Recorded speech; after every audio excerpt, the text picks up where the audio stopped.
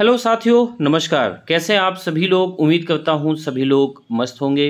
साथियों, जेटेट की परीक्षा की तो नोटिफिकेशन नहीं, लेकिन एक नया अपडेट आया है। अपडेट क्या है कि जेटेट में अब जिला स्तरीय 11 भाषाएं तय की गई हैं और फिर से आवेदन ली जाएगी। अगर थोड़ी मोड़ी खुशी की बात अगर कही जाए तो खुशी की बात यह है कि जिन्होंने पहले आवेदन के लिए शुल्क दिए थे, उन्हें अब आवेदन के लिए शुल्क नहीं देना होगा। तो आज के इस अपडेट में हम जानेंगे कि जेटेट को लेके क्या क्या बातें कही गई हैं और मूलतः मैं आपका ज़्यादा समय ना लेके उन बिंदुओं पे ज़्यादातर हाईलाइट करना चाहूँगा। तो चलिए वीडियो की स्टार्ट करते हैं।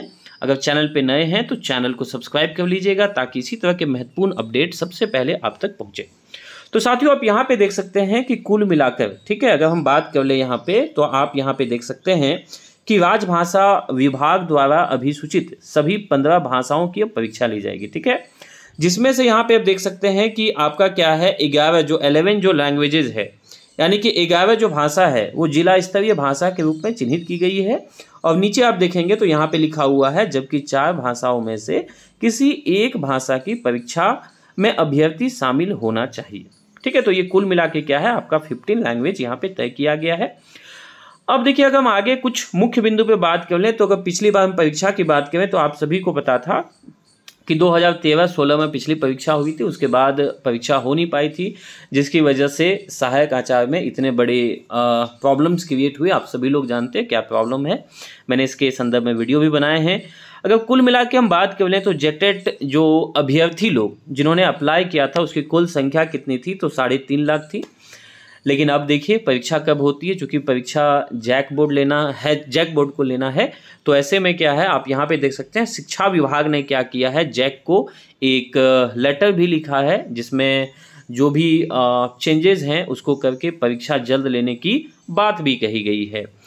तो यहाँ पे और कुछ हम अगर बात कर लें तो अब बात आती है कि परीक्षा का जो लेवल होगा, जो हम लोग जानते हैं कि सबसे बड़ा मैटर करता है कि कठिनाई यानी कि डिफ़िकल्टी लेवल क्या होगी। तो यहाँ पे अगर हम बात कर लें तो कहा गया है कि जेटेट में अब कक्षा 1 से 5 के लिए होने वाली परीक्षा के प्रश्न पत्र की कठिनाई का स्तर मैट्रिक या समकक्ष होगा, यानी कि 1 से 5 तक के लिए जो परीक्षा देंगे मैट्रिक लेवल का या उसके इक्विवेलेंट आपको देखने को मिलेगा।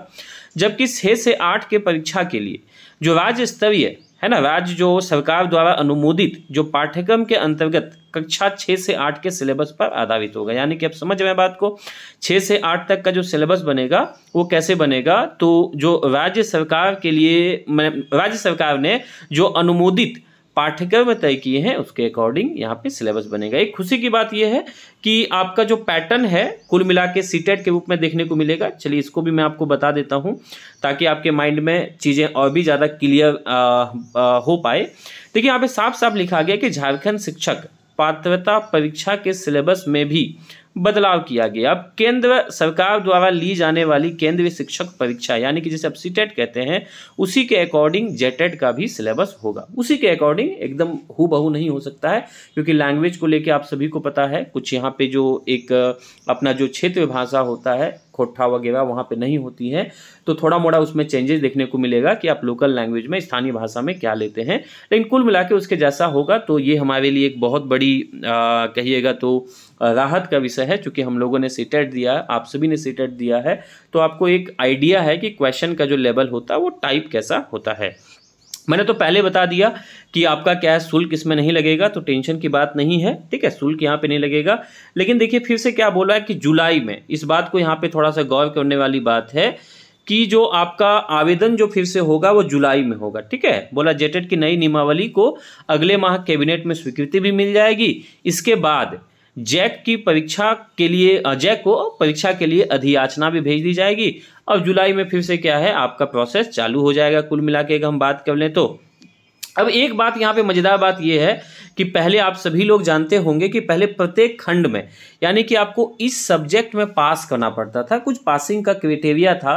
मैंने पिछली वीडियो में बताया था कि वो भी अब हटा दिया गया है, आपको प्रत्येक खंड में पास करने की भी आवश्यकता नहीं है। कुल मिला के आप यहाँ देख सकते हैं, इसको मैं शेयर कर देता हूँ टेलीग्राम में, वहाँ पर भी आप देख सकते हैं।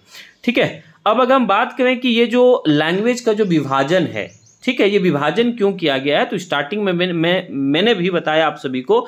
मैं पुनः एक बार आप सभी को ये सूचना देना चाहूँगा, कुछ बातें यहाँ पे सही की गई हैं, हालांकि गलत बात नहीं किया गया, लेकिन बोर्ड को पहले सोचना चाहिए। यहाँ पे क्या है कि ऐसा होता है कि पहले नाली बना लिया जाता है ना, उसके बाद पता चलता है कि इसके ऊपर रोड भी जाना था, है कि नहीं, वो कहते हैं ना, तो फिर से उसको ये किया जाए, तो वो सही नहीं है। पहले ही क्या है, फॉर्म फिलअप के पहले भी ये सभी बातों पे हम लोग विचार कर सकते थे, सारी चीज़ें क्लियर होने के बाद ही फॉर्म फिलअप होना चाहिए था। बट देखिए उनका क्या कहना है कि इसको मैं थोड़ा सा पढ़ देता हूँ, आप लोगों को अच्छा लगेगा कि यहाँ पे क्या बोल रहा है कि राज्य में इसको आप देखेंगे तो यहाँ पे क्या बोला जा रहा है कि राज्य में प्राथमिक व मध्य विद्यालय के शिक्षकों कैडर जिला स्तरीय होता है। आप सभी को पता है कि जो कैडर हम लोग को दिया जाता है वो जिला स्तरीय दिया जाता है।